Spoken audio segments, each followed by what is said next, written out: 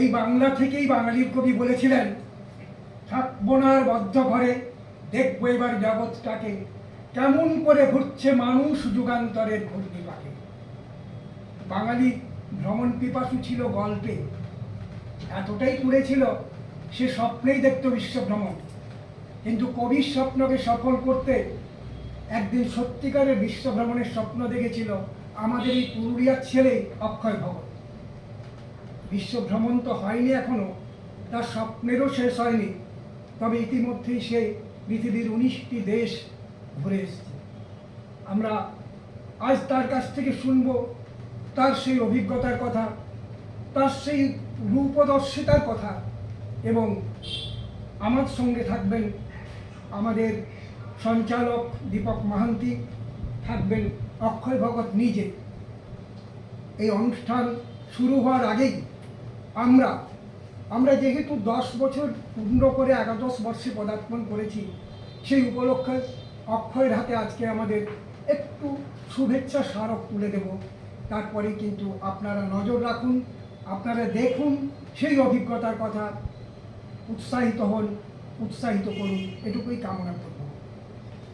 আমার পুরুলিয়ার তরফ থেকে তুলে দেওয়া হচ্ছে তার কাছে একটা স্মারক।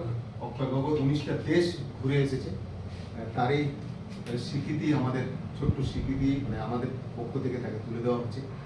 অক্ষয় তার স্বপ্ন নিয়ে বাঁচুক, আরও পৃথিবীর সমস্ত দেশ ঘুরুক, সেটাই আমাদের তরফ থেকে শুভেচ্ছা রইল। ধন্যবাদ অক্ষয় এই স্টুডিওতে আসার জন্য। অক্ষয়, আমরা শুরু তো করবই, তার আগে একটু দর্শকদেরকে জানাই যে তুমি ভারতবর্ষে যেভাবে ঘুরেছিলে একটু যদি বলো আর কি। তারপরে প্রথম শুরু করি ভারতবর্ষ 5 মার্চ 2018 বাড়ি থেকে বেরিয়ে 2000 টাকা একটা সাধারণ সাইকেল নিয়ে বেরোয়। বাড়ি থেকে বেরিয়ে ঝাড়খণ্ড, বিহার, উত্তরপ্রদেশ, মধ্যপ্রদেশ, দিল্লি, উত্তরাখণ্ড, হরিয়ানা, চণ্ডীগড়, হিমাচল, কাশ্মীর, পাঞ্জাব, রাজস্থান, গুজরাট, মহারাষ্ট্র, গোয়া, কর্ণাটক, কেরালা, তামিলনাড়ু, অন্ধ্রপ্রদেশ, তেলেঙ্গানা, ছত্তিশগড়, উড়িষ্যা, ওয়েস্ট বেঙ্গল। এটা আমি প্রথমবার ঘুরি, 1 বছর 1 মাস 6 দিন। তারপরে আমি আবার তার 1 বছর পরে আবার বাড়ি থেকে বেরোই কোভিডের পরে। আবার বাড়ি থেকে বেরিয়ে বেনারস, দিল্লি, চণ্ডীগড়, সিমলা, কুলু, মানালি, লেহ, লাদাখ, কারগিল, কাশ্মীর, জম্মু হয়ে ফিরে আসি। সেখানে লাদাখের একটা পাস উমলিংলা, যেখানে প্রথম সাইকেল সেটা পৃথিবীতে, ওখানে সাইকেলে পৌঁছাই। তারপরে আবার আমি সাইকেল নিয়ে বেরোই আফ্রিকার 4টা দেশ, কেনিয়া, উগান্ডা, রোয়ান্ডা, তানজানিয়া। তারপরে একটা দুর্ঘটনা হয়, তখন বাড়ি আসি। তারপরে আবার বাংলাদেশ ভ্রমণ করি।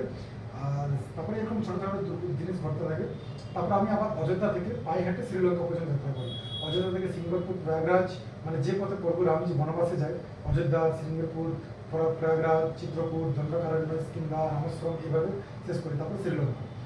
তারপরে তার এই যাত্রাটা করে ওরা পায়ে হেঁটেছিল। তারপর আমি আবার সাইকেল নিয়ে বেরিয়ে বাড়ি থেকে বেরিয়ে Thailand, Cambodia, Vietnam, Laos, China, Mongolia, Russia, Kazakhstan, Uzbekistan, Tajikistan, Afghanistan, Uzbekistan, UAE, Dubai, and then now our beautiful country India.